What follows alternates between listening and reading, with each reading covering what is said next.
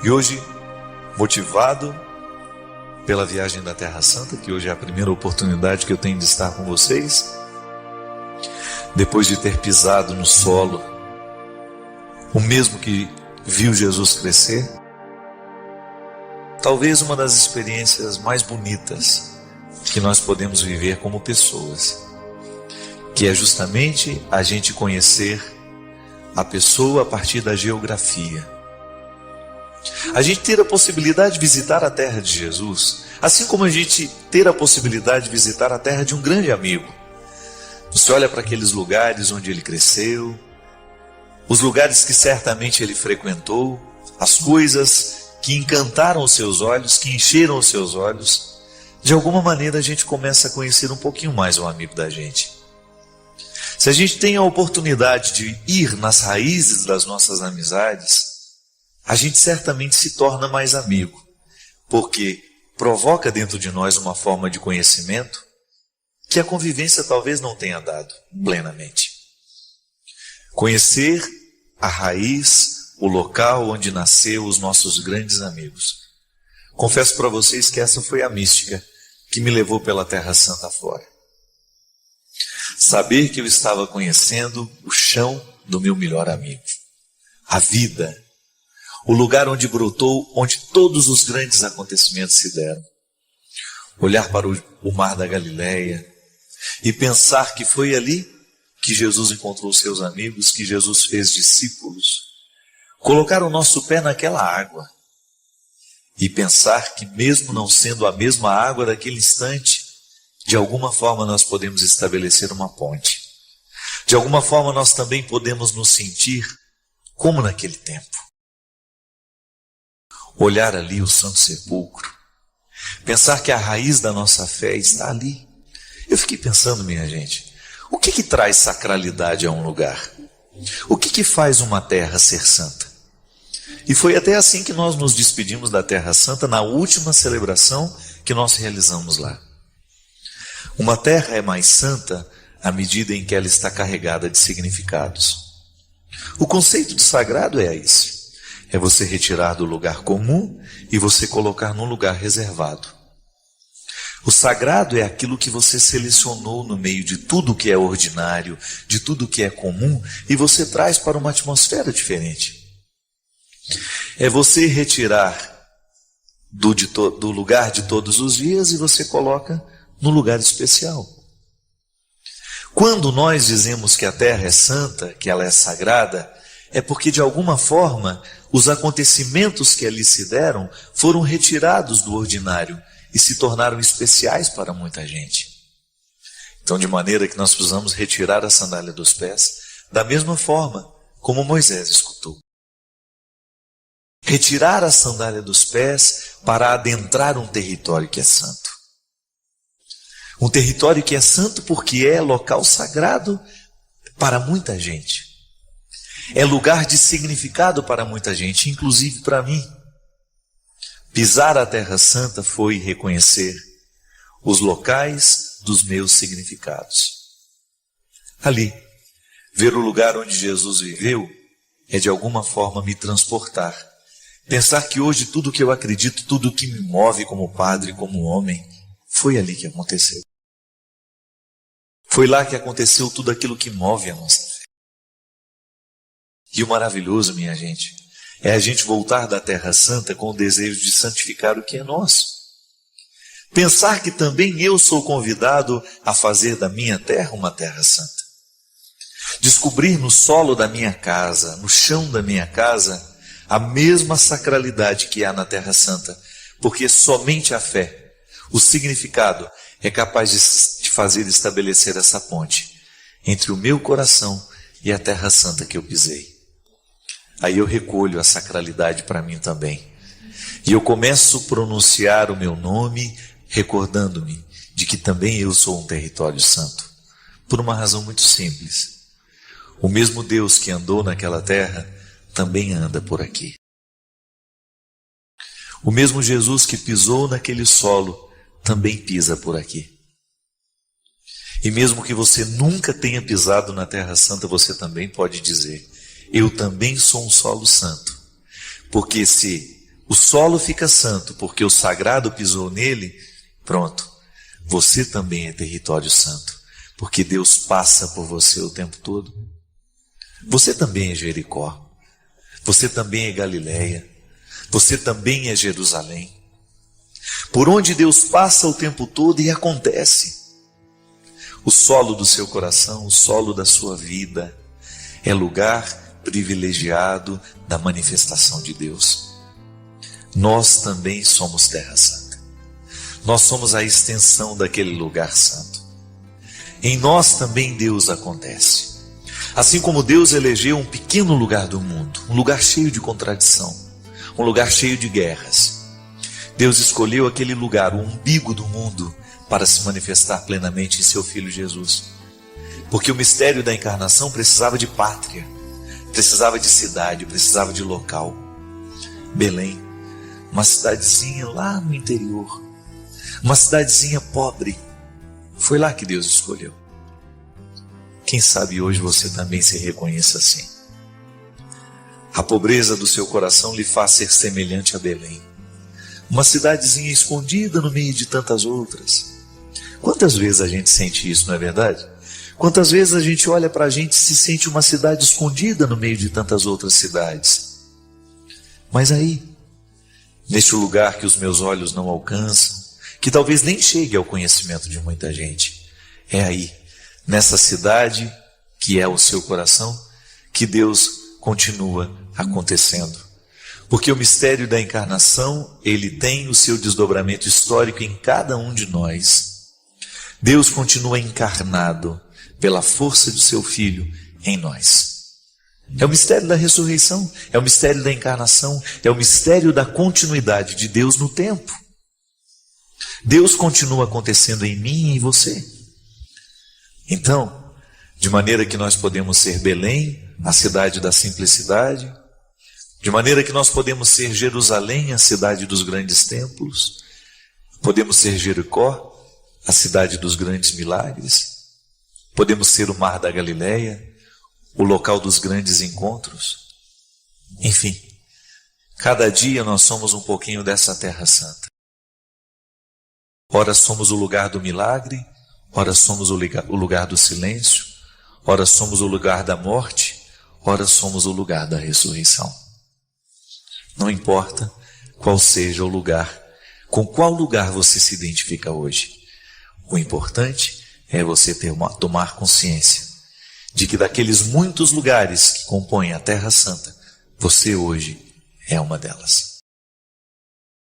Eu quero falar com você, sozinho, sozinha, como se você estivesse comigo. Só nós dois aqui. E eu pudesse escutar de você. Quantas vezes você duvidou de você? Quantas vezes você se interpretou muito pior do que você é? Quantas vezes você trocou o que Deus sabe sobre você por aquilo que os outros acham? Quantas vezes você desconsiderou a sua luta, a sua batalha, porque você achou o resultado do outro melhor que o seu? Quantas vezes você foi injusto com você, porque você considerou o que você não tinha, esqueceu aquilo tudo que estava à sua disposição? Quantas vezes você desistiu? Quantas vezes você não ficou até o fim? Quantas vezes você cruzou a linha de chegada em último lugar e ninguém estava lá para lhe esperar? Quantas vezes você não foi festejado? Quantas vezes você não provocou alegria porque acabou de chegar? Com você que hoje, no dia de todos os santos, quero conversar com isso. Porque a mim ocorre diariamente essa certeza. O meu trabalho, a minha vida, com pessoas melhores do que eu, as minhas fragilidades ficariam disfarçadas. Com o tempo eu descobri que não. Eu não tenho que procurar disfarçar as minhas fragilidades. Eu só tenho que cuidar delas. E eu quero estar com quem queira a mesma coisa. Não quero as pessoas perfeitas, porque elas não existem. Eu quero as pessoas reais. E eu quero estar com elas, porque estando com elas eu me sinto mais verdadeiro. Por isso eu quero estar com você. E quero que você acredite da mesma forma como eu pude acreditar. Se o processo religioso lhe jogou fora, se em algum momento da sua vida uma autoridade religiosa, um discurso religioso colocou uma oposição entre você e Deus, ouse retirar esse obstáculo. A vida de santidade é para você, sim. E vida de santidade é cultivo diário, é luta constante, de nunca permitir que o pior prevaleça. Que os detalhes da sua personalidade, que não são muito iluminados, que não são bonitos, que eles aos poucos percam a força, que você lide melhor com você. Que você não se sinta excluído, que você não se sinta fora. Que a sua coragem seja infinitamente superior àqueles que lhe desanimam. Bem-aventurados os puros de coração, porque só eles verão a Deus. Eu sou líder religioso e posso dizer que a pureza de coração não é um privilégio de religiosos. Pelo contrário, às vezes é o lugar onde a gente menos encontra pureza de coração dos meios religiosos. Portanto, não tenha medo. Não se sinta excluído. Sabe aquelas baladas chiques que a gente gostaria muito de ter um nome lá para a gente poder entrar? Pois é. Na lista do reino dos céus o seu nome está. E ninguém vai retirar. Na lista que nos dá acesso a Deus, o seu nome está inscrito definitivamente. E se alguém na portaria ousar dizer que você não foi convidado, não acredite. Não há nada que você tenha feito ou que você possa fazer que modifique a decisão de Deus de estar em você, de florescer em você, por você, através de você. Não há nada, absolutamente nada, que modifique essa decisão. É com você que eu quis falar. Você que tem dificuldade de acreditar que Deus ama você.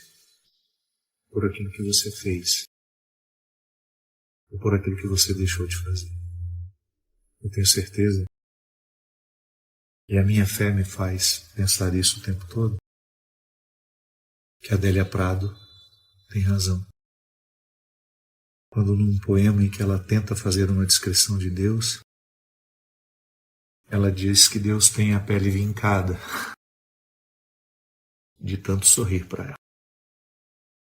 É assim. Que Deus lhe ajude nas suas lutas, que Deus lhe fortaleça nas suas batalhas, que Deus lhe conceda a graça de nunca se prender, de nunca se prender aos olhares que lhe desprezam, de nunca ficar, de nunca permitir que a última palavra seja daquele que lhe condena. Que você desafie a ouvir a voz que lá no íntimo, que quando não está sob os obstáculos dos que gritam ao nosso redor, nos garante, nos dá a certeza de que o nosso lugar na lista continua. O banquete está posto e você será eternamente convidado. Chegue quando quiser. Venha quando quiser. É Deus a lhe dizer que hoje a santidade é isso. E que nós somos convidados a viver bem o diário, para que a nossa santidade floresça da maneira mais bonita, mais simples. Para que a nossa santidade seja, hoje, um projeto de vida. Que Deus nos abençoe com ser da sua paz. Ele que é Pai, Filho e Espírito Santo. Obrigado por terem estado comigo.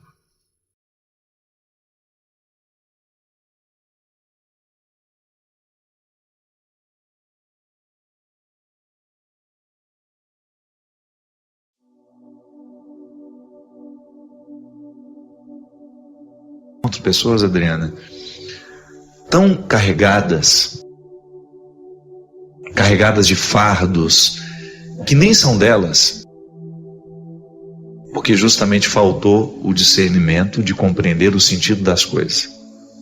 Porque às vezes quando você identifica o sentido de um fardo, você percebe que ele não faz sentido. Pode parecer um jogo de palavras, mas não é não. Você percebe, antes você achava que tinha sentido aquele fardo, de repente você descobre que não tinha sentido. Aí sim você está no verdadeiro sentido das coisas, que é quando você é capaz de abrir mão, de jogar fora. Gente, esse peso eu não quero levar mais embora comigo. Porque às vezes você que está em casa, você passa por um momento de dificuldade, e é sempre difícil mesmo a gente interpretar o que suportar a barra do momento. Eu gosto tanto daquela música do Gonzaguinha, um homem também chora, né? É triste ver esse homem, guerreiro, menino, com a carga do seu tempo por sobre os seus ombros. É isso mesmo. Nós levamos sobre os nossos ombros a carga do tempo, da família que a gente tem, das escolhas que a gente fez. E às vezes é muito difícil a gente dar sentido a todo o peso que a gente leva. Eu nunca me perco de vista, sabe? Eu tenho uma vida muito corrida, mas eu faço questão de levar na correria da minha vida a dinâmica da minha mudança. Eu estou em constante processo de mudança. Eu acredito muito nessa ação de Deus em mim.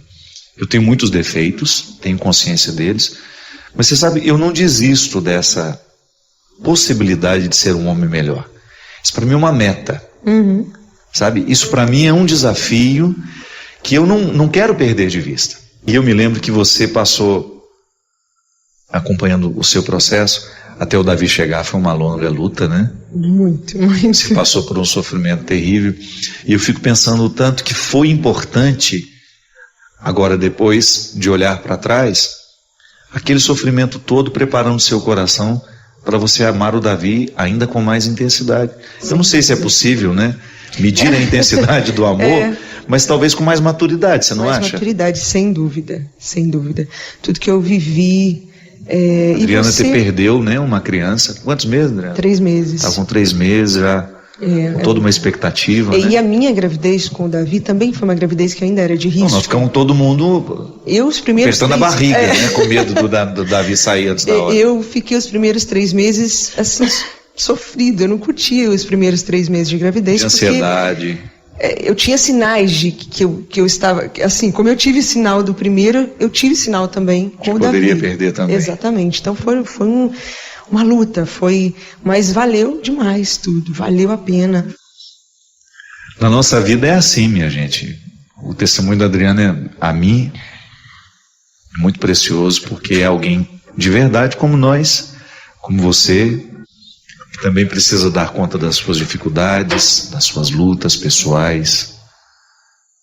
Você que também tem que caminhar conviver com suas realidades mortas, né? Porque não é só um filho que morre.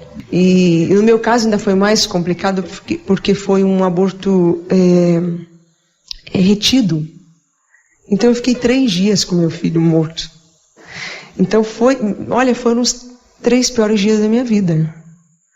Porque eu tive que fazer aquele processo cirúrgico, só que eu tive que esperar, porque eu estava em missão. Então não foi fácil. E tem toda a dimensão simbólica, né, de você estar com... Nossa, você não tem noção da dor que é. Eu olhava para minha barriga e eu falei, eu tô com meu filho morto aqui. Você falou para mim naquele período, você falou assim, viva o luto. Eu passei 3 dias E eu me lembro e me emocionei, eu passei 3 dias chorando. Chorando, porque estava ali, estava morto, né? Era desejado, muito desejado. Não foi fácil.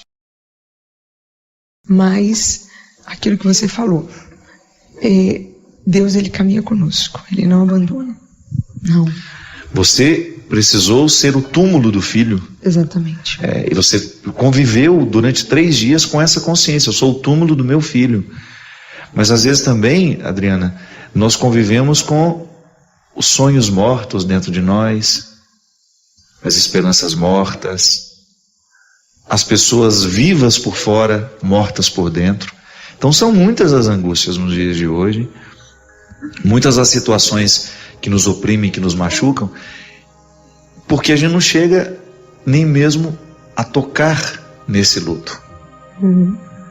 Como é benéfico na vida de uma pessoa, né? Ela, por exemplo, ela ter coragem de dizer, esse sonho é meu e ele está morrendo, e eu não quero que ele morra. Nós somos humanos, nós estamos no mesmo processo, né? A gente está tentando acertar ainda, né? E eu vivo isso, é o que eu vivo na minha história, vivendo os desafios novos, né? Que aparecem, que a gente enfrenta, enfim. Mas é uma estrada linda, apesar das vezes a gente passar por esses desertos, viver alguns calvários, é uma história linda porque é uma estrada linda porque a gente sabe aonde a gente pode olhar, a gente tem o norte, a gente sabe aonde a gente pode recorrer, para quem a gente pode pedir socorro, assim como a mãe, né? Assim como foi a sua mãe com você, a minha comigo, a sua mãe, você que está assistindo, foi com você, hoje eu estou sendo com o Davi, é assim que Deus age conosco. E é lindo ver que nós temos um Deus que não se distancia nunca, nunca. E vai olhando e vai cuidando de nós, e vai também permitindo que nós passemos pelos nossos desertos. Às vezes, Adriana, eu encontro muito isso em mulheres que precisam engravidar. Mulheres que não conseguem engravidar e fazem isso ser um fardo, como se o filho fosse uma obrigação dela. Você viveu um pouco isso também? Vivi. Depois que eu perdi o primeiro, eu não consegui engravidar. A gente estava tentando há muito tempo. E justamente aquilo que você falou, eu me senti um pouco na obrigação. Porque quando a gente perde, a gente se sente um pouco incapaz. Entendeu? Uma situação de fracasso. Exatamente. Né? Não conseguir ser mãe. Exatamente. Então, é uma cobrança interior grande, até mesmo da gente, né? Então, eu me sentia um pouco nessa obrigação e não conseguia. E quando o meu médico justamente disse para mim assim, você precisa desfocar. Ele dizia isso, você precisa tirar essa obrigação. E aí foi quando eu consegui. E, claro, né, tem esse cuidado de Deus, que a gente sempre fala, mas também tem a minha parte que eu precisava fazer, que era deixar Deus agir, né? A Valesca Ribeiro falou que fez todo tipo de tratamento para que pudesse engravidar, mas que não consegue. E ela está sofrendo um conflito muito grande, porque o fato de não engravidar está gerando uma espécie de humilhação para ela, como se fosse um fracasso, né? Como mulher. Ela está dizendo aqui, Padre Fábio, estou arrasada, humilhada, sinto uma tristeza muito profunda na minha alma. Como acreditar no amor de Deus como meu Pai? O que fazer com essa dor? Nem sei descrever o que sinto, o que passa comigo. Não sei por onde começar, não sei a quem recorrer. E justo meu marido, que não tem nenhum problema, está privado de ter filhos por causa do meu problema, por causa da minha enfermidade. Fizemos um cadastro para adoção, mas é muito demorado e acaba se tornando torturante. Valesca, minha filha, primeira coisa, a gente tem que entender que a nossa natureza tem limites, né? Aliás, é por isso que nós somos criaturas. Isso é uma definição da antropologia. Toda criatura é naturalmente dotada de limites. Então, o meu corpo tem limites, o seu corpo tem limites. E, infelizmente, você tem esse limite. Você não consegue fecundar uma vida, gerar essa vida dentro de você. Minha filha, todo esse desgaste que você está vivendo, insistindo, e já sabendo que será impossível, precisa terminar imediatamente. Primeiro, você precisa parar de se sentir culpada, né? O nosso corpo tem limites, o seu tem este. Você não tem que se sentir pior que ninguém por causa deste limite. Existem pessoas que têm o limite de ter um câncer, por exemplo. Existem pessoas que têm o limite intelectual. Existem pessoas que têm dificuldade de compreender. Tudo é limite, não é verdade? Existem pessoas que têm dificuldade de andar. Nós não temos que nos sentir culpados porque nós temos limites. Você, no seu caso, você precisa imediatamente eliminar todas essas tentativas de engravidar, porque isso vai gerando uma tensão tão grande na vida da mulher, minha gente. Pode ser que não seja o seu caso, Valesca, que você já chegou a uma conclusão de que existe um problema muito sério que vai impossibilitar. Existem muitas mulheres, por exemplo, que não têm problema nenhum e não engravidam. E tentam e fazem de tudo para que a gravidez aconteça. E o que acontece? A tensão e a necessidade de vencer o limite acaba se transformando no principal obstáculo para que a fecundação se dê. Tanto é que existem muitas mulheres que depois que relaxam, que tiram da cabeça essa história da gravidez, a engravidam. Por quê? Porque perderam a ansiedade. É engraçado, mas na vida é assim. Quando a gente deseja demais, às vezes não acontece. Quando você já até esqueceu daquilo, é igual problema, né? Às vezes a gente fica matutando tanto, oh meu Deus do céu, como é que eu vou resolver isso? Como é que eu vou resolver isso? Quanto mais a gente insiste com a nossa mente, menor é a nossa capacidade de achar uma solução. Aí de repente, você relaxa, esquece daquilo e tem um insight, né? Para usar uma palavra da psicologia. Aí você tem aquele insight, meu Deus do céu, é tão simples de resolver. Aí vai lá, constrói uma solução. Por quê?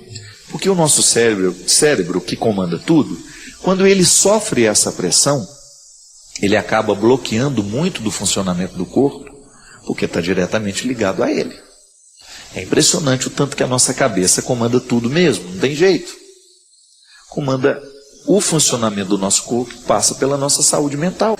Mas às vezes nós pressionamos o nosso cérebro em busca de uma informação e a gente não tem. Aí você esquece daquilo, de repente o nome vem e a memória recobra aquela informação que estava perdida e que não foi recuperada justamente por causa da insistência.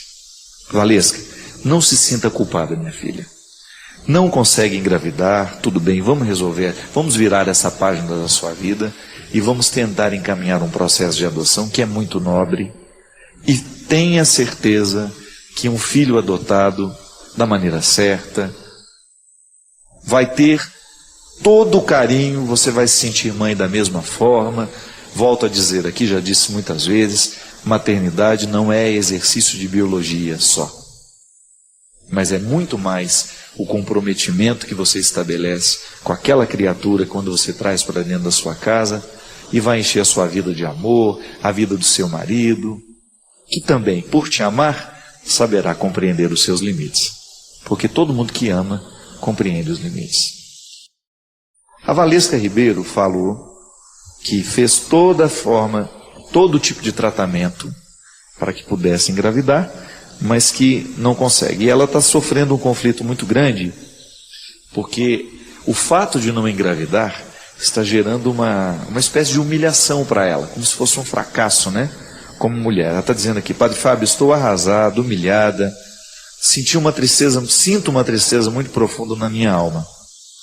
Como acreditar no amor de Deus como meu Pai? O que fazer com essa dor? Nem sei descrever o que sinto, o que passa comigo. Não sei por onde começar, não sei a quem recorrer. E justo meu marido, que não tem nenhum problema, está privado de ter filhos por causa do meu problema, por causa da minha enfermidade. Fizemos um cadastro para adoção, mas é muito demorado e acaba se tornando torturante. Valesca, minha filha, primeira coisa, a gente tem que entender que a nossa natureza tem limites, né? Aliás, é por isso que nós somos criaturas. Isso é uma definição da antropologia. toda criatura é naturalmente dotada de limites. Então, o meu corpo tem limites, o seu corpo tem limites. E, infelizmente, você tem esse limite. Você não consegue fecundar uma vida, gerar essa vida dentro de você. Minha filha, todo esse desgaste que você está vivendo, insistindo, e já sabendo que será impossível, precisa terminar imediatamente. Primeiro, você precisa parar de se sentir culpada, né? O nosso corpo tem limites, o seu tem este. Você não tem que se sentir pior que ninguém por causa deste limite. Existem pessoas que têm o limite de ter um câncer, por exemplo. Existem pessoas que têm o limite intelectual. Existem pessoas que têm dificuldade de compreender. Tudo é limite, não é verdade? Existem pessoas que têm dificuldade de andar. Nós não temos que nos sentir culpados porque nós temos limites. Você, no seu caso, você precisa imediatamente de eliminar todas essas tentativas de engravidar, porque isso vai gerando uma tensão tão grande na vida da mulher, minha gente. Pode ser que não seja o seu caso, Valesca, que você já chegou a uma conclusão de que existe um problema muito sério que vai impossibilitar. Existem muitas mulheres, por exemplo, que não têm problema nenhum e não engravida. E tenta e fazem de tudo para que a gravidez aconteça. E o que acontece? A tensão e a necessidade de vencer o limite acaba se transformando no principal obstáculo para que a fecundação se dê. Tanto é que existem muitas mulheres que depois que relaxam, que tiram da cabeça essa história da gravidez, a engravidam. Por quê? Porque perderam a ansiedade. É engraçado, mas na vida é assim. Quando a gente deseja demais, às vezes não acontece. Quando você já até esqueceu daquilo, é igual problema, né? Às vezes a gente fica matutando tanto, oh meu Deus do céu, como é que eu vou resolver isso? Como é que eu vou resolver isso? Quanto mais a gente insiste com a nossa mente, menor é a nossa capacidade de achar uma solução. Aí de repente, você relaxa, esquece daquilo e tem um insight, né? Para usar uma palavra da psicologia. Aí você tem aquele insight, meu Deus do céu, é tão simples de resolver. Aí vai lá, constrói uma solução. Por quê? Porque o nosso cérebro que comanda tudo, quando ele sofre essa pressão, ele acaba bloqueando muito do funcionamento do corpo, porque está diretamente ligado a ele. É impressionante o tanto que a nossa cabeça comanda tudo mesmo, não tem jeito. Comanda o funcionamento do nosso corpo, passa pela nossa saúde mental. Mas às vezes nós pressionamos o nosso cérebro em busca de uma informação e a gente não tem. Aí você esquece daquilo, de repente o nome vem e a memória recobra aquela informação que estava perdida e que não foi recuperada justamente por causa da insistência. Valesca, não se sinta culpada, minha filha. Não consegue engravidar, tudo bem, vamos resolver, vamos virar essa página da sua vida e vamos tentar encaminhar um processo de adoção que é muito nobre. E tenha certeza que um filho adotado, da maneira certa, vai ter todo o carinho, você vai se sentir mãe da mesma forma. Volto a dizer aqui, já disse muitas vezes, maternidade não é exercício de biologia só, mas é muito mais o comprometimento que você estabelece com aquela criatura quando você traz para dentro da sua casa e vai encher a sua vida de amor, a vida do seu marido, que também, por te amar, saberá compreender os seus limites, porque todo mundo que ama compreende os limites.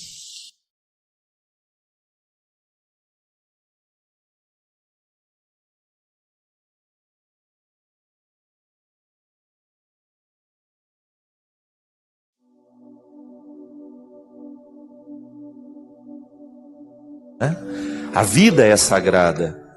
Depois da encarnação, a teologia nos ensina, nada mais é profano. Tudo está tocado pelo mistério de Deus. E a gente precisa ampliar a nossa mentalidade, minha gente, para que a gente possa pensar assim. Pensar a vida como sagrado. Como o rio é sagrado, então eu não jogo no lixo no rio. Por quê? Eu identifico na água a sacralidade de Deus. Eu não vou poluir as matas, eu não vou poluir o ar. Por quê? Tudo isso para mim é sagrado. Veja bem que existe uma visão holística, né? Uma visão do todo nisso daqui, que durante um tempo os bobões de plantão achavam que isso era coisa da nova era. Pelo amor de Deus, não. Isso é espiritualidade aperfeiçoada, evoluída. É cristianismo evoluído. Eu ver no rio a presença do Cristo, eu ver nas matas a presença do Cristo e preservá-las. Por quê? Porque eu quero que o Cristo sobreviva, eu quero que o Cristo prevaleça. Você já parou para prestar atenção que nós negligenciamos muito esta visão? Nós deixamos de falar de Deus a partir de todas as coisas. Durante muito tempo o nosso discurso religioso se limitou a ser um discurso moral. Isso pode, isso não pode. Pelo amor de Deus. O ser humano, para ser feliz, ele precisa muito mais que pode e não pode. Ele precisa de reflexão. Ele precisa de abrir a mente para perceber este Deus que está em tudo. Isso não é panteísmo não, né? Deus da árvore, Deus da água, não, é o mesmo Deus, é o nosso Deus uno e trino, presente em todos os desdobramentos criados, em toda a realidade criada. Falta para nós muitas vezes esta visão do sagrado. Imagina, minha gente, veja no tempo que nós estamos vivendo, falta a visão do sagrado no outro. Muitas vezes a gente não reconhece Deus na pessoa do outro. Nós banalizamos, nós batemos, nós somos violentos, nós matamos. Isso tudo é uma prova de que nós perdemos a referencial da imanência de Deus, desse Deus que está presente naquilo que é humano. Então a violência, o desrespeito, quando alguém, por exemplo, desrespeita a sua humanidade, ele está negligenciando o sagrado que está em você. Quando você desrespeita o outro humano, você está negligenciando o sagrado que está nele. É pecado isso, né? Quando eu atento contra as realidades sagradas. Há um judeu que a gente estudou muito na filosofia, ele diz de maneira muito bonita o sentido de alteridade, né? O outro é tão outro que eu não posso acessá-lo. O outro é totalmente o outro. Isso parece bobagem, né? Linguagem filosófica. Eu não tenho como esvaziar o significado do outro, por isso ele é sagrado. Sagrado é aquilo que não pode ser esvaziado, é aquilo que sempre tem algo a nos ensinar. Por que a Bíblia é sagrada? Ela foi escrita por mãos humanas. A inspiração é divina, mas são mãos humanas que escreveram a Sagrada Escritura. Só que aí entra o conceito de sagrado. Por que ela continua sagrada? Por que ela é sagrada? Porque ela não coube no tempo. Ela continua nos dizendo até hoje. Deus continua passando por meio daquelas letras. Deus continua acontecendo por meio daquelas palavras. E isso é bonito. É o sagrado sendo estendido no tempo. Assim como nós estendemos uma toalha branca sobre uma mesa para receber as pessoas que nós amamos. Para preparar um jantar para alguém que a gente ama. É sagrado o que nós vamos viver. Então nós colocamos a melhor louça, nós colocamos o melhor talher, nós fazemos uma comida saborosa. Pode ser simples. Não importa, o banquete ele será agradável, não é com a qualidade da comida que será servida não. Mas é a qualidade do amor que nós sentimos uns pelos outros. Isso é sagrado. Então se você for pensar, a espiritualidade que nos ajuda a viver verdadeiramente todos os desdobramentos dos compromissos que nascem da experiência religiosa, ela justamente nos coloca essa espiritualidade nos coloca numa percepção de que tudo nessa vida é santo e que eu só preciso reconhecer essa santidade e viver com todo respeito diante de tudo aquilo que está criado. Quem sabe se a gente conseguir isso, a gente vai resolver boa parte dos problemas que tem no mundo, que nascem justamente no desrespeito dessa condição de santo que está por aí e que a gente banaliza com muita facilidade. A espiritualidade já é uma forma, digamos que seria um formato do nosso jeito de viver a fé. Digamos que a espiritualidade ela vai estar de acordo com o seu jeito de ser. Por isso que nós temos diversas espiritualidades dentro da igreja. Nós temos uma só fé. Isso é bonito, não é? Nós cremos nas mesmas verdades. Então, aqui está o dom. A fé é um dom. A espiritualidade é um desdobramento a mais deste dom. É uma maneira como eu descubro, a partir das minhas particularidades, a partir da história que eu tive, do meu temperamento. A partir do meu jeito de ser, eu descubro uma espiritualidade que me ajuda a viver a fé. Então, todos nós temos uma fé em comum. Acreditamos nas mesmas verdades, digamos assim. Ou se não acreditamos nas mesmas verdades, nós temos muitos aspectos em comum. Isto é um dom que nós recebemos de Deus. E é interessante, minha gente, porque a fé na experiência do dom nos coloca então numa perspectiva de muita comunhão, não é verdade? Se todos nós recebemos de Deus o dom de nele acreditar, nós estamos todos em comunhão. Nós vivemos esta comunhão, e quanto mais a gente mergulha no mistério dessa fé, da crença neste Deus, maior é a comunhão que o mundo vai estabelecendo. Inclusive, isso é até um parâmetro interessante para a gente analisar como anda a fé em Deus no mundo. Quando você descobre que crer em Deus é você de alguma forma estar conectada com todo o universo, com toda a humanidade que também crê. Claro, aí você abre espaço para os não crentes, para os ateus, para os céticos. Mas é quase que impossível falar de ateísmo no mundo de hoje, porque até mesmo os ateus acreditam em tantas coisas.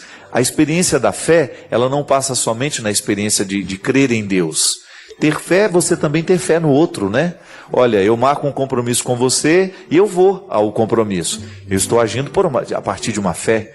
Eu tenho fé que você estará lá para o nosso encontro. Então, fé todo mundo tem.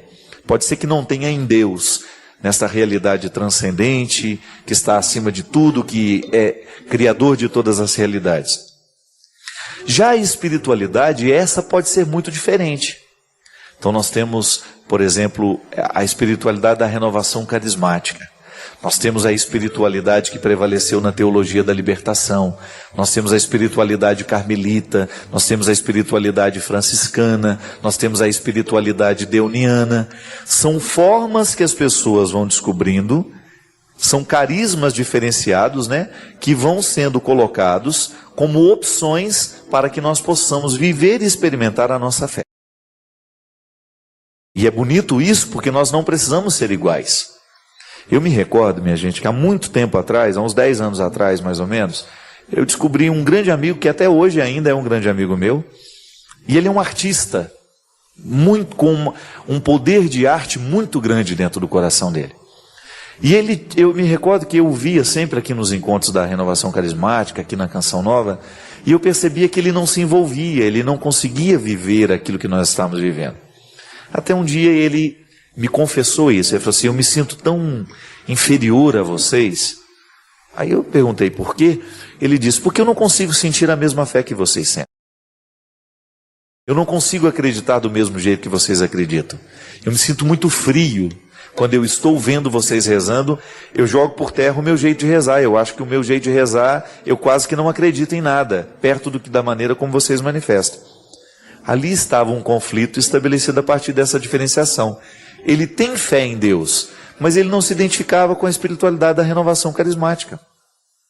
E foi então que eu disse para ele: não tenha medo de dizer que você não se identifica com a renovação carismática. Ninguém vai te desprezar por causa disso, né? Você não é menor ou maior porque manifesta a sua fé de forma diferente. Você é apenas diferente. Eu gosto dessa frase. Não sou melhor nem pior, sou diferente. Agora, a responsabilidade está em buscar uma espiritualidade que me sustente. Eu preciso ter uma espiritualidade que me sustente. Eu confesso para vocês, minha gente, que a minha espiritualidade, ela não é muito formal. Eu não me identifico muito com essa ritualidade formalizada que nós temos dentro da religião, não. Confesso para vocês que a minha espiritualidade, ela é muito diluída no cotidiano. Eu não preciso estar dentro da igreja para fazer uma experiência de Deus. Eu não preciso estar num grupo de oração para fazer a experiência de Deus. Isso eu aprendi desde criança, não sei, alguém me ensinou isso. Faz parte do meu jeito de ser gente. A minha sensibilidade religiosa, ela é muito aguçada. Então, o tempo todo eu estou sorvendo Deus. O tempo todo eu estou experimentando Deus.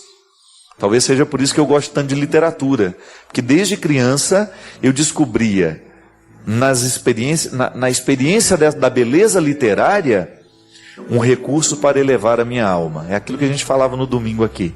A ascensão de Jesus, aquilo que me leva para cima, aquilo que me eleva, me retira do fosso, me retira da condição adâmica e me faz chegar perto do Cristo. Todos nós temos caminhos diferentes e não é nenhum problema. Eu não tenho problema em identificar no profano o motivo sagrado. A minha sensibilidade me leva a isso.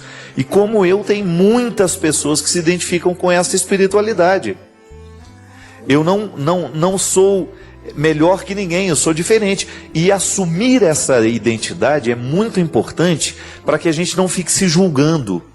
Porque o julgamento dentro do processo da fé é muito doloroso para quem sofre. Porque olha para o outro, vê que ele está acreditando, né, tá manifestando de maneira bonita a sua fé dentro daquele contexto de espiritualidade. Aí eu falo, mas eu não creio daquele jeito. Aí fica na tentação de pensar que ele não crê. Não é. Só porque a espiritualidade manifesta de um jeito diferente. E a igreja é muito rica nesse aspecto. Ela oferece um vasto campo de espiritualidades para que todos nós que professamos a mesma fé possamos ser diferentes e possamos encontrar o nosso lugar. Existe um lugar para todo mundo dentro da igreja, né? Engraçado porque eu tenho tido a oportunidade de estar em tantos lugares diferentes que não são convencionais ao cristianismo, né? E lá eu encontro tanta gente assim que quase que diz que é ateu, mas não acredito no ateísmo deles, não. Porque são tão sensíveis às coisas bonitas da vida, são tão sensíveis à bondade, são pessoas de bem, são pessoas que trabalham pela bondade no mundo. Então, Deus já está presente ali, mesmo que Ele não esteja da mesma forma como está aqui, formalizado, institucionalizado, né, a partir de uma religião que nós praticamos. E o bonito é a gente descobrir isso. Deus vaza em todo lugar, não é? Ninguém segura. Que pretensão seria a minha dizer que só o que eu faço é sagrado, porque eu sou padre? Não. O sagrado está em todo canto.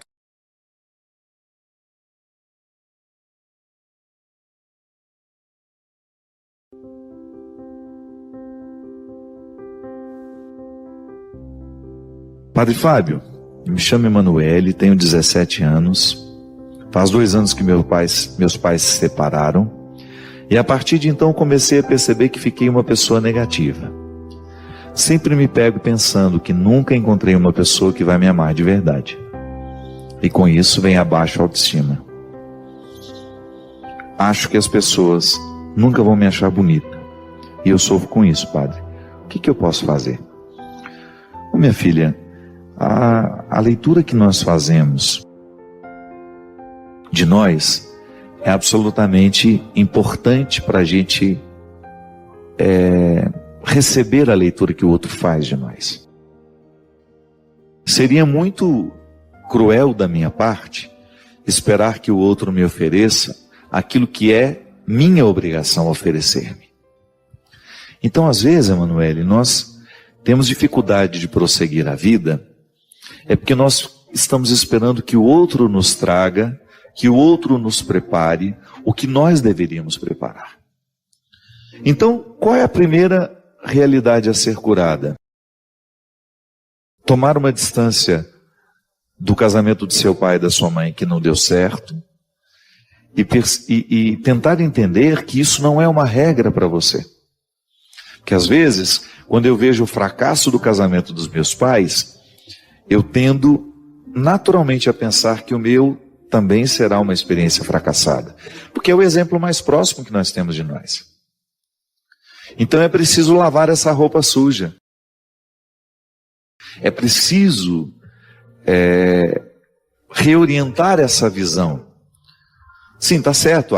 Eu terei sempre mais facilidade de interpretar o mundo a partir daquilo que está sendo oferecido a mim. Então eu interpreto o casamento a partir do casamento mais próximo que eu tenho. Se o do meu pai e da minha mãe não deu certo, eu tendo a pensar que os casamentos serão todos como os deles. Não, deles. E não. Sabe, permita que essa impressão vá embora. Olhe para outros modelos que deram certo. Sem a visão romântica, por favor, né? O casamento só pode dar certo à medida que nós lutamos diariamente por ele. E foram felizes para sempre. Não existe isso, não. E depois que você consegue ter uma visão que corresponda à realidade, você trabalha com a possibilidade de que você também experimente isso na sua vida. Amar é possível, ser amado também é possível. Mas esse amor ele só se torna uma realidade na nossa vida à medida em que nós nos abrimos a ele. Em que você se oferece diariamente uma oportunidade de amar e ser amado. O que é a autoestima? É o primeiro amor que nós experimentamos, não é? O primeiro amor que eu experimento não é pelo outro, é por mim. Tanto é que isso também faz parte da maturidade. Quando você é capaz de ir abrindo mão daquele excesso de amor por você, que é próprio da criança, porque a criança não é capaz de se dividir, ela não tem maturidade emocional, afetiva, cognitiva, para poder dar-se a alguém. Então ela é imatura, e é direito dela ser imatura, porque ela está naquela fase. Mas à medida em que ela vai crescendo, ela vai percebendo que ela pode oferecer-se aos outros, que ela não precisa somente receber. Então a autoestima é o equilíbrio daquilo que você se oferece e daquilo que você oferece ao outro. Não existe amor em si mesmado. A autoestima nunca é um amor solitário. O amor que eu tenho por mim é sempre na partilha com o outro, mas eu tenho que ter amor por mim. Porque senão eu fico me doando sem me oferecer. E aí, naturalmente, eu vou criando uma derrocada para mim. É por isso que a maturidade, ela vai me levando a compreender que no exercício do auto-amor, eu aprendo a amar o outro.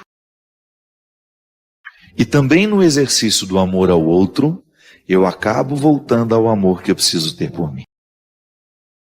Então, Emanuele, essa cura não é só você que precisa. Não pense que é só você que sofre desse desânimo. Não. Muitos de nós sofremos desse desânimo. Ou muitos de nós experimentamos esse fracasso de não sermos suficientemente amados por nós. Sim, eu preciso amar suficientemente o ser que sou. Amar-me significa reconciliar-me com os meus limites, conhecer todas as minhas, ou tudo que eu puder das minhas fragilidades, que às vezes eu não sou capaz de conhecer tudo, mas o máximo que eu puder conhecer dessas fragilidades, para eu poder arregimentá-las, para que elas joguem a meu favor. Sim, porque até a minha fragilidade, se ela estiver sob o meu domínio, ela me favorece. É como eu dizia no início do programa, há restrições que possibilitam. Eu sou possibilitado quando vivo as restrições de maneira sincera, de maneira honesta, de maneira justa. Então, a experiência de amar-se é o seu primeiro dever de casa. E aí, naturalmente, você vai jogando fora esse pessimismo, que pode ter sim, uma consequência da infelicidade dos seus pais. Nós absorvemos tanto dos outros, né? Eu absorvo o tempo todo das pessoas que passam por mim. Volto a dizer, o que é alcalino e o que é ácido, o tempo todo me é oferecido. Agora o problema é quando eu me ofereço o sentimento ácido. Quando eu me ofereço o pessimismo que me priva de crescer. Então todos os dias, não tem descanso isso, é diário, sem visão romântica, por favor.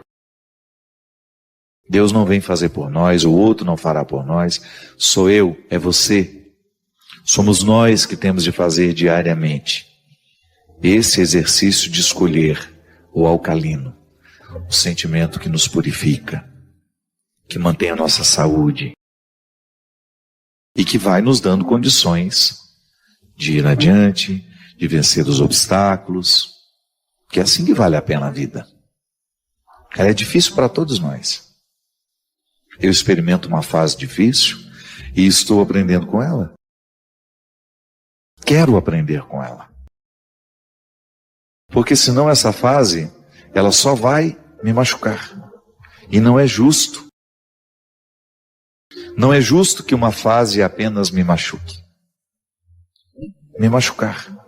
E não é justo que uma fase apenas me machuque. Crescer com a dificuldade. Estamos todos no mesmo barco, viu? Não se sinta sozinha nessa história. Eu tenho certeza que muitos que nos assistem agora vivem o mesmo conflito que você. Sim, gente que precisa se amar, se oferecer mais, para que tenha condições de oferecer aos outros. Cultivo, sabe? Amar é isso. É você se oferecer um cultivo melhor. É você se permitir a experiência da beleza através de um livro, através de um bom filme, através de uma boa conversa. Eu particularmente, minha gente, uma das coisas que mais me encantou é que Israel, a Palestina, né, essa divisão que existe ali, o território, todo o território de Israel, digamos assim, ele é marcado por uma contradição tão bonita, tão venturosa, digamos assim, tão cheia de destinos, né? É no meio de um deserto. Quando nós estávamos em Jericó, por exemplo, que eu abri a janela do quarto, eu fiquei encantado com a visão que eu tive. Um deserto imenso, mas ali no meio um oásis. Constantemente vendo aquela mistura de deserto e terra florida. E eu ficava, como é que pode no meio de tanta secura alguma coisa tornar-se tão verde? Aquelas frutas tão coloridas, tão cheias de cores, tão cheias de vida, no meio do deserto. O mistério é que no meio daquela terra seca e árida, existem pequenas mangueiras, canalizando aquilo que eles chamam de irrigação de gota. A irrigação de gota é um sistema de irrigação desenvolvido por eles, porque eles têm muito pouca água. Eles não têm abundância de água. Então a pouca água que eles têm, eles cuidam e fazem de tudo para que aquela água possa chegar aos lugares secos. E daquela caixa saem então as pequenas mangueiras, levando no meio do deserto a água, que vez em quando solta uma gota, numa programação de às vezes 45 segundos, 1 minuto. É uma gota só. Não é muita água. É uma gota que sai daquela mangueira, cai na terra. E o milagre de ser constante, esta pequena gota, vai fazendo com que a terra se torne fértil. Mesmo no meio de um deserto imenso, é possível ter aquela plantação maravilhosa por causa da constância de uma gota que não deixa de cair. Há um mistério maravilhoso em tudo isso, não é verdade? Porque na nossa vida muitas vezes é a mesma coisa. Quantas vezes você também passa pela experiência de ter um deserto dentro de você? E quantas vezes você também ficou sem respostas? Como é que eu vou deixar, ou melhor, como é que eu vou transformar esse deserto em terra que possa ser plantada?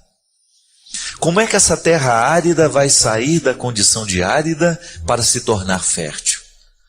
Quem sabe a gente olhando ali, como é que eles resolvem o problema da seca, o problema da aridez da terra, nós possamos descobrir um jeito também.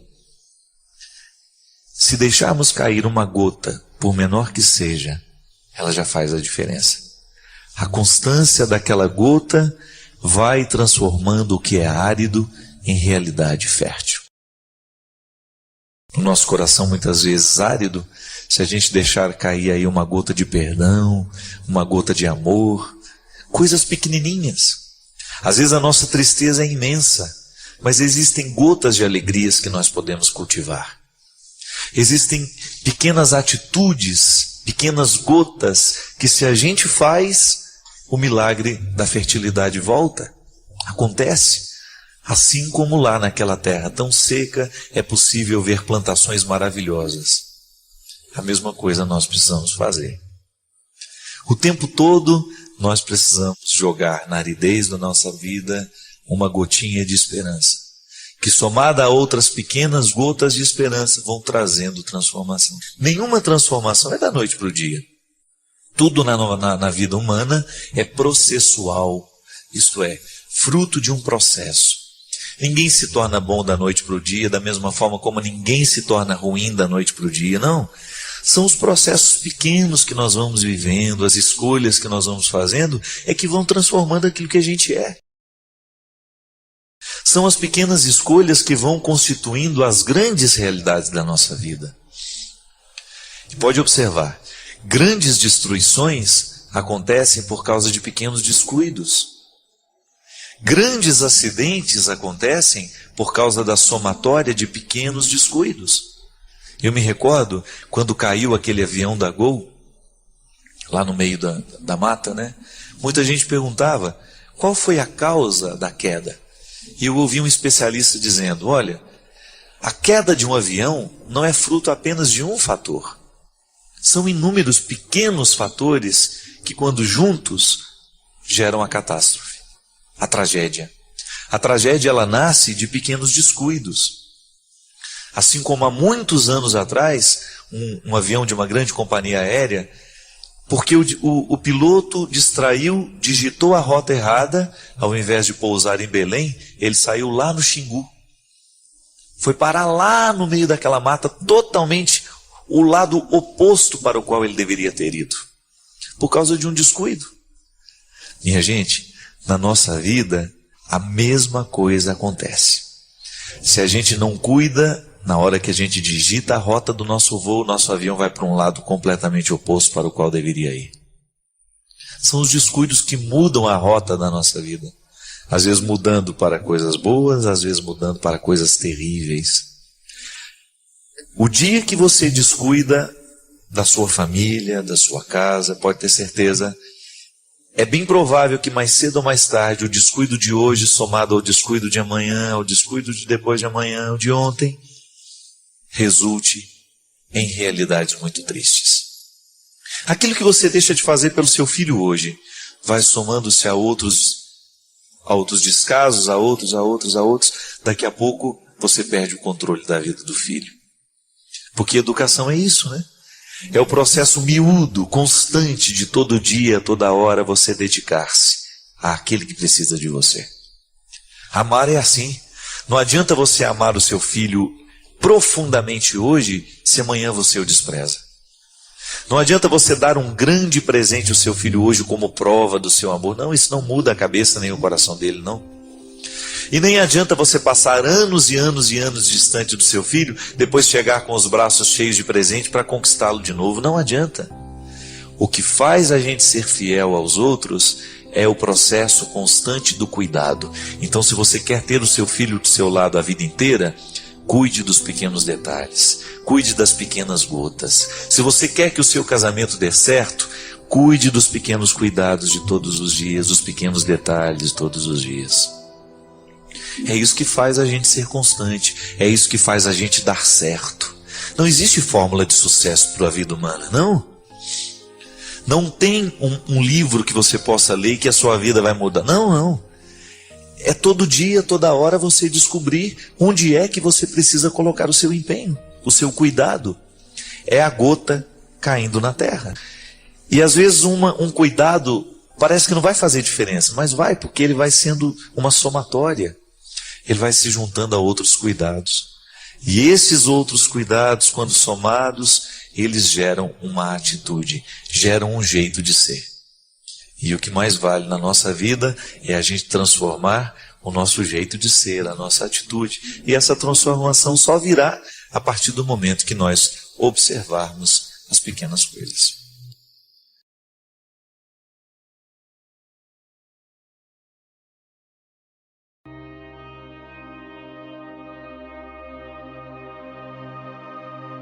Eu me lembro, minha gente, que aquela frase me ajudou a entender o que significa viver em Deus. Sim, eu sou uma garrafa que se esvazia facilmente. É da minha personalidade. Como eu sou muito... A minha missão me coloca muito para os outros. Muitas vezes eu não tenho tempo de me recompor. E às vezes eu me sinto dando aquilo que eu já não tenho mais. Em muitos momentos foi assim. Em muitos episódios da minha vida, o meu cansaço existencial era resultado de um desabastecimento. Acontece. Sabe quando você se sente vazio, parece que não tem o que oferecer? Pois é, só se você se aproximar da fonte. Quando você fica em Deus, mesmo que o pecado drene um pouco daquilo que é sagrado em você, você nunca deixa de repor. Porque você sabe que a única forma de enfrentar a sua fraqueza é estando ligado em Deus. Aí a gente lembra da parábola que Jesus contou sobre a videira e os ramos. Eu sou um ramo da videira. As minhas raízes são nele, estão nele. E o Léo, naquele momento, ele me ajudou, ele me deu um substrato, digamos assim, que dura até hoje. Então a construção espiritual que ele me concedeu naquele momento, e reconstrução eu posso dizer, não terminou ainda. Então é muito bom a gente passar pela nossa história e lembrar quem nos colocou diante de Deus. Quem foram as pessoas que colaboraram para a edificação do nosso caráter cristão. E lembrar que hoje eu preciso ter vínculos assim. É interessante como no cristianismo não é possível viver na solidão. Você pode construir momentos de solidão, são importantíssimos para o nosso crescimento pessoal. De vez em quando volto para casa, a solidão é importantíssima na minha reconstrução. Mas depois eu preciso conviver. E eu preciso conviver com quem me agrega. Eu preciso reunir os meus. Nós nunca estivemos tão necessitados, minha gente, de descobrir quem são os nossos.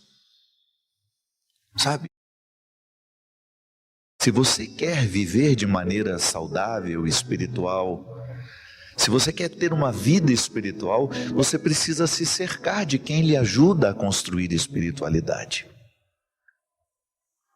Não tem como você querer a vida espiritual estando com pessoas que drenam o que você tem de espiritual.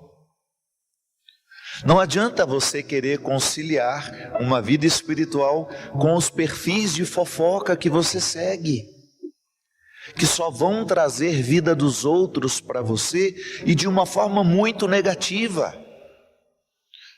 Nos Estados Unidos está havendo agora um movimento de deixar de seguir os influenciadores vazios, os que nos influenciam o vazio, o que nos influenciam a futilidade. Está na hora de nós cristãos tomarmos esse posicionamento. Quem você segue nas redes sociais? A quem você dá importância? A quem você escuta? Cuidado. Cuidado, porque às vezes você está querendo construir uma vida espiritual, mas está recebendo influências de quem não tem vida espiritual e de quem não contribui com a sua espiritualidade. Você pode dizer, padre, isso é exagero. Não é. Eu sou aquilo que eu estou absorvendo também. Eu sou aquilo que eu estou vendo, aquilo que eu estou ouvindo, aquilo que eu estou metabolizando aqui. Por isso, um exercício de conversão. Vai lá na sua rede social, dá uma olhadinha em quem você segue. deixar de seguir aquilo que não influencia positivamente você, é sem dúvida um exercício de mudança e de conversão. E trazer, tá bom, eu quero a partir de hoje influências positivas na minha vida. Cerque-se de pessoas que ajudarão você a despertar a coragem, a esperança e aquilo que você tem de mais nobre e de mais bonito.